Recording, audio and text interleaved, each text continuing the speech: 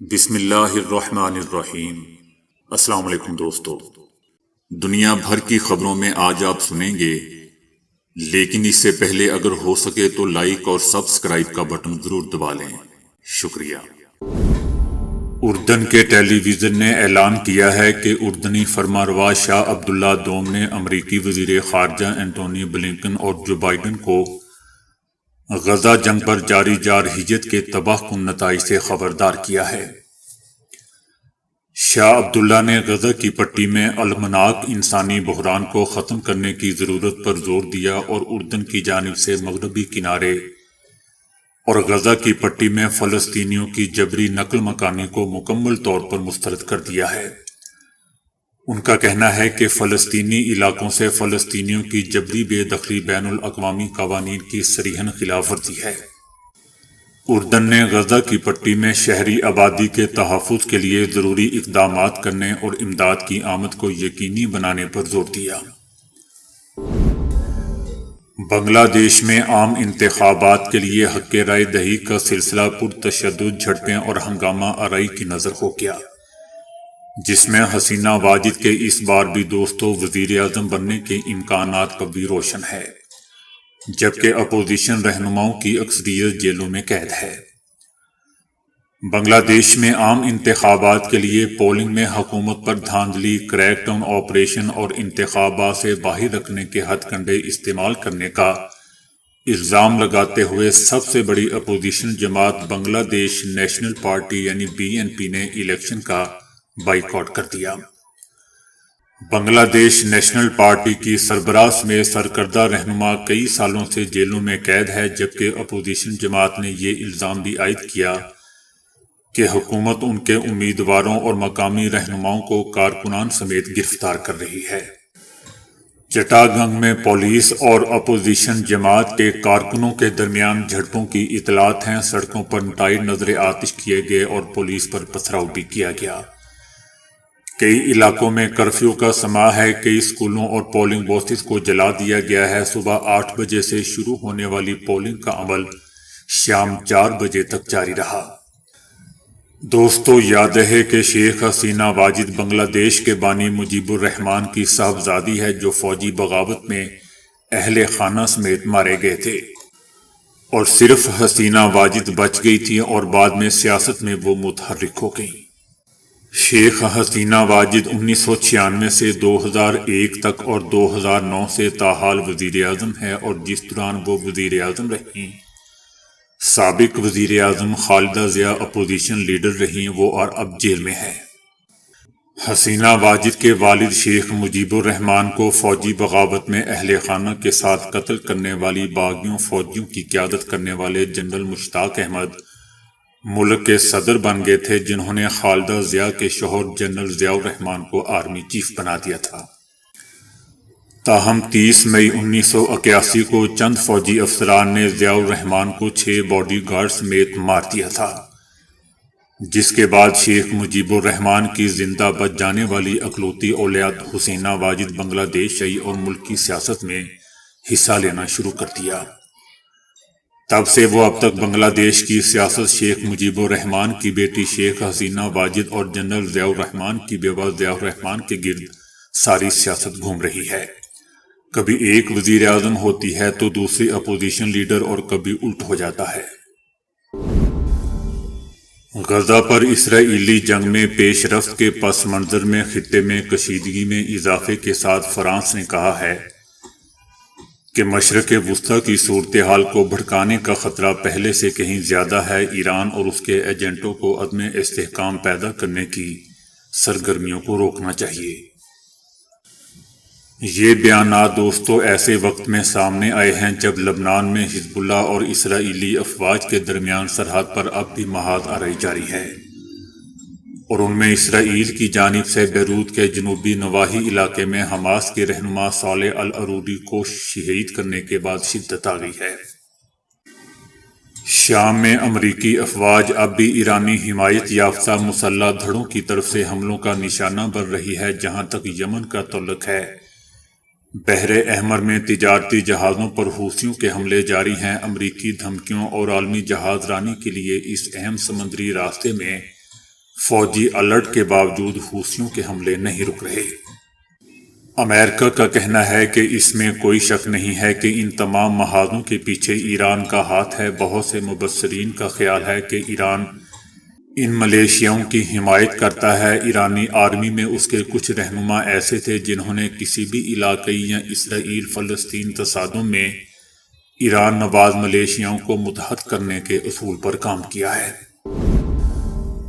Jammu and Kashmir democratic forum France نے کشمیریوں کے یوم حق خود ارادیت کے حوالے سے پیرس میں ایک تقریب منعقد کی، جس میں اس عزم کا اعادہ کیا گیا کہ مقبوضہ وادی کے حوالے سے 5 جنوری 1949 کو منظور کی گئی اقوام متحدہ کی قرارداد کے مطابق کشمیریوں کو ان کا حق خود ارادیت ملنے تک جدوجہد جاری رکھی جائے گی۔ مقررین کا کہنا تھا کہ کشمیریوں کے حق خود ارادیت کی راہ میں بھارت سب سے بڑی رکاوٹ ہے۔ انہوں نے کہا کہ 5 اگست 2019 کے یک طرفہ اقدامات سے ایک بار پھر ثابت ہو گیا کہ بھارت ایک قابض قوت ہے۔ ان کا کہنا تھا کہ مودی حکومت فوجی طاقت کے بل بوتے پر کشمیریوں کے حق خود ارادیت کے مطالبے کو خاموش نہیں کروا سکتی۔ ان کا یہ بھی کہنا تھا کہ کشمیری اس وقت تک چین سے نہیں بیٹھیں گے جب تک وہ اپنا حق خود ارادیت حاصل نہیں کر لیتے۔ ان کا کہنا تھا کہ پاکستانی حکومت اور عوام آزادی کے لیے جدوجہد کرنے والے کشمیریوں کے ساتھ کھڑے ہیں۔ مسلم لیگ نون سے استحکام پاکستان پارٹی کی قومی کی 5 اور 11 صوبائی حلقوں میں سیٹ ایڈجسٹمنٹ پر اتفاق رائے ہو گیا۔ دوسری طرف ایڈجسٹمنٹ نہ ہونے والے حلقوں میں آئی پی پی رہنماؤں نے آزاد الیکشن لڑنے پر غور شروع کر دیا ہے۔ ایک لیگی رہنما کا کہنا ہے کہ ان کی کاف league, M Q M, G D A اور جے یو آئی سے بھی سیٹ ایڈجسٹمنٹ پر مثبت پیش رفت ہوئی ہے۔ ذرائع کا کہنا ہے کہ ایم کیو ایم اور جی ڈی اے سے نون لیگی وفد کی ایک اور ملاقات ہوگی جس میں دیگر معاملات طے کر لیے جائیں گے۔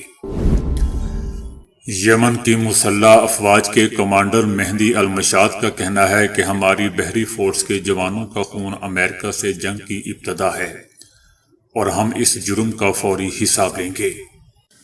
انہوں نے کہا کہ ہم وہ مسلمان قوم ہے جو ظلم کو برداشت نہیں کر سکتے۔ ہم اپنے فلسطینی بھائیوں کے خلاف ہونے والے سنگین جرم پر خاموش نہیں رہ سکتے۔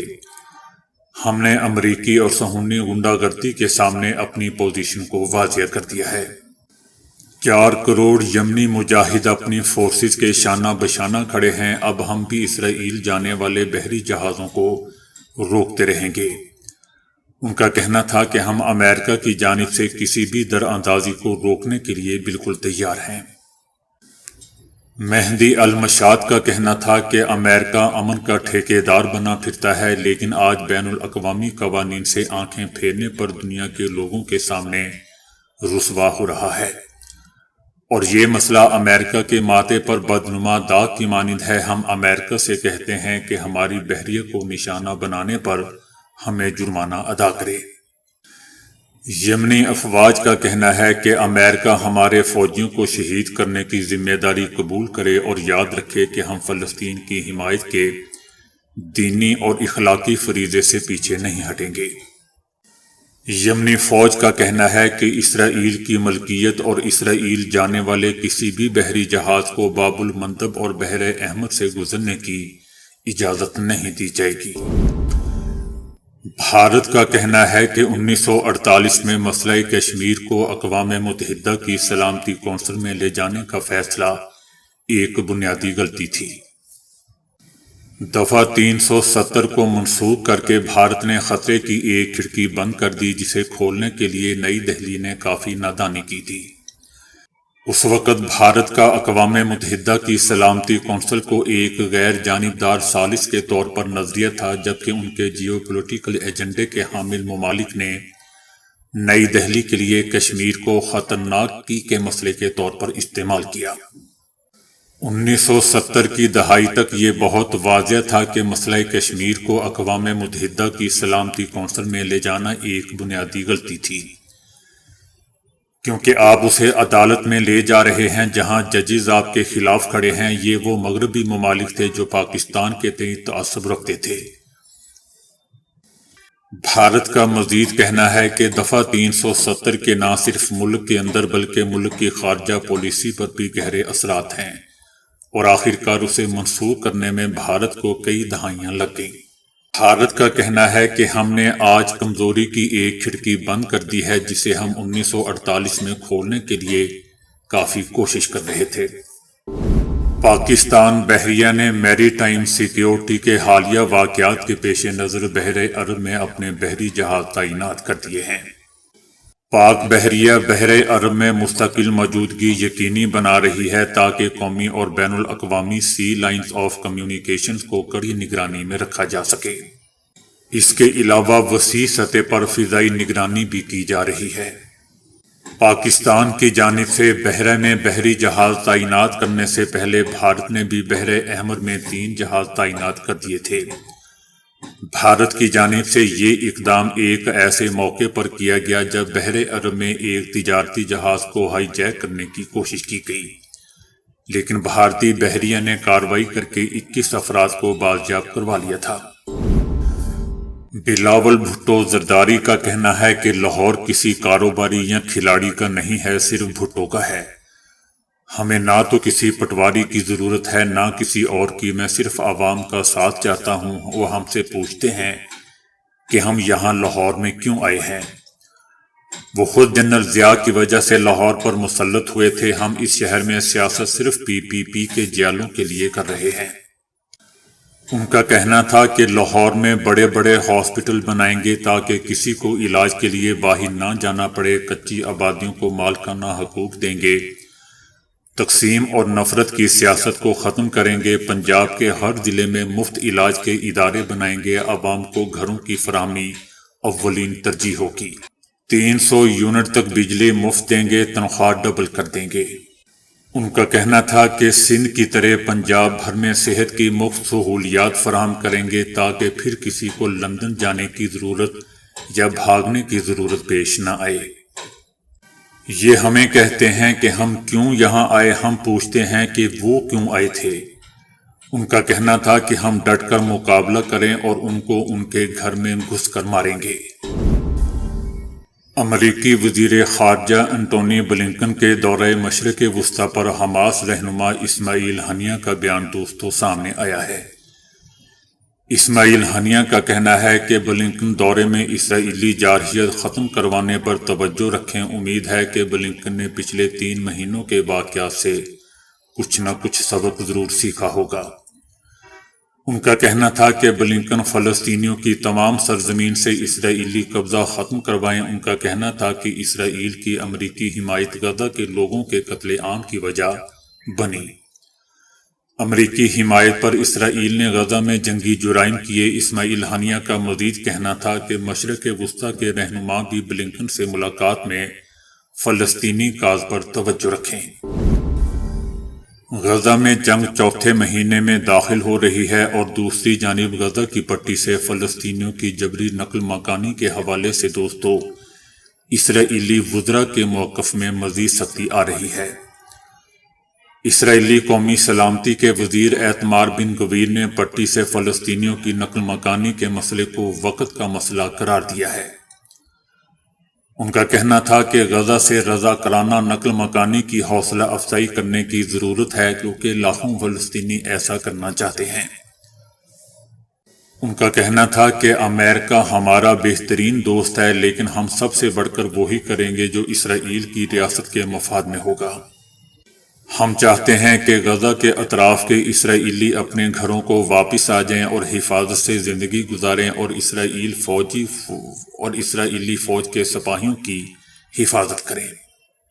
اسی وزیر نے امریکی تنقید کا جواب دیتے ہوئے کہا کہ اسرائیل کوئی امریکی پرچم کا ستارہ نہیں ہے جو ہم ان کی بات مان لیں۔ فلسطینیوں کی حمایت اور غزہ میں جاری اموات روکنے کے لیے فوری جنگ بندی کا مطالبہ کرنے والوں کا احتجاج روکنے میں لندن پولیس کئی جھٹکوں کے بعد کامیاب ہو گئی۔ پولیس نے مظاہرین کو آگے بڑھنے سے روک کر منتشر کر دیا۔ مظاہرین کی وجہ سے پارلیمنٹ کی طرف جانے والے تمام راستے بلاک ہو گئے۔ مظاہرین ارکان پارلیمنٹ سے غزہ جنگ بندی کے لیے ضمیر کی آواز بلند کرنے کا مطالبہ کرنا چاہتے تھے۔ دوستو، مغربی ملکوں کے دوسرے شہروں کی طرح لندن میں بھی بعض اوقات بڑے بڑے احتجاجی مظاہرے دیکھنے کو ملتے ہیں۔ ان دنوں عام طور پر یہ مظاہرے غزہ میں فوری جنگ بندی کے حق میں فلسطینی عورتوں اور بچوں کی بڑی تعداد میں شہادت کے خلاف ہوتے ہیں۔ یاد رہے کہ 7 اکتوبر سے شروع ہوئی اس جنگ میں صرف غزہ میں اب تک 22,722 فلسطینی شہید ہو چکے ہیں۔ زخمیوں اور بے گھر ہونے والوں کی تعداد ان شہادتوں سے بھی کہیں زیادہ ہے۔ صہیونی حکومت کے وزیر اعظم نیتن یاہو نے ہفتے کے روز اپنے ایک اور خطاب میں کہا ہے کہ اسرائیلی فوج اہداف کے حصول تک جنگ جاری رکھے گی۔ نیتن یاہو کا کہنا تھا کہ جب تک تمام اہداف حاصل نہیں ہو جاتے ہمیں جنگ نہیں روکنی چاہیے، اور یہ کہ حماس کے لیے کوئی استثناء نہیں ہے۔ اس نے اپنی بات جاری رکھتے ہوئے کہا کہ میں جس کابینہ کی سربراہی کرتا ہوں اس نے اپنی فوج کو حکم دیا ہے کہ وہ حماس کی نابودی، تمام قیدیوں کی آزادی اور اس بات کو یقینی بنانے تک کہ غزہ سے اب کوئی خطرہ نہیں ہوگا اپنی جنگ جاری رکھے۔ دوستو، صہیونی حکومت کے اس وزیر اعظم کی غزہ میں جاری جنگ رکھنے کا بیان ایک ایسے وقت میں سامنے آیا ہے جب یورپی یونین کی خارجہ پالیسی کے سربراہ نے اپنے ایک خطاب میں غزہ کی پٹی میں فوری جنگ بندی کے حصول پر زور دیتے ہوئے کہا ہے کہ اس علاقے کے 100% باشندوں کو خوراک کے بحران کا سامنا ہے۔ دوسری جانب اقوام متحدہ کا کہنا ہے کہ حماس کے خلاف صہیونی افواج کی بے دریغ بمباری کے بعد غزہ ایک ناقابل رہائش علاقہ بن چکا ہے۔ 7 اکتوبر کے حملوں کے 3 مہینے بعد غزہ اب موت اور مایوسی کی جگہ بن چکا ہے۔ ان کے بقول غزہ محض ناقابل رہائش بن چکا ہے اور اس کے لوگ آئے روز ایسے حملوں کا مشاہدہ کر رہے ہیں جن سے ان کے وجود کو خطرہ لاحق ہے، اور ایسی صورتحال میں دنیا ان خطرات کو صرف اور صرف دیکھ ہی رہی ہے۔ انسانی برادری کو اب غزہ میں 20 لاکھ سے زائد بے گھر فلسطینیوں کی مدد کے لیے ایک ناممکن مشن کا سامنا ہے، اور اس کے علاوہ غزہ ایک ایسی حالت میں ہے کہ جس کا بیشتر حصہ کھنڈرات میں تبدیل ہو چکا ہے۔ خان یونس اور رافع کے جنوبی شہروں کے ساتھ ساتھ وسطی غزہ کے کچھ حصوں میں رات بھر فضائی حملے بھی دوستوں جاری رہتے ہیں۔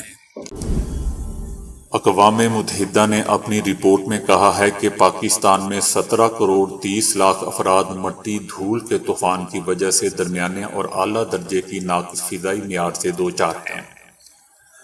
پاکستان اس خطے کا دوسرا ملک ہے جہاں آبادی ہوا کے ناقص معیار سے دوچار ہے۔ بھارت میں 50 کروڑ سے زائد، ایران میں 6 کروڑ 20 لاکھ، چائنا میں 4 کروڑ افراد ہوا کے ناقص معیار سے متاثر ہیں۔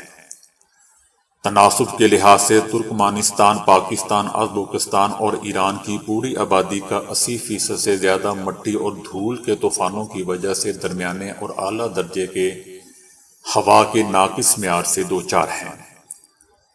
پاکستان میں مٹی اور دھول کے طوفانوں کے اثرات کا تخمینہ ہر سال 3 کروڑ 70 لاکھ ڈالر ہے۔ جہاز کے انجنوں کو مٹی یا دھول کے ذرات سے بہت خطرہ ہوتا ہے۔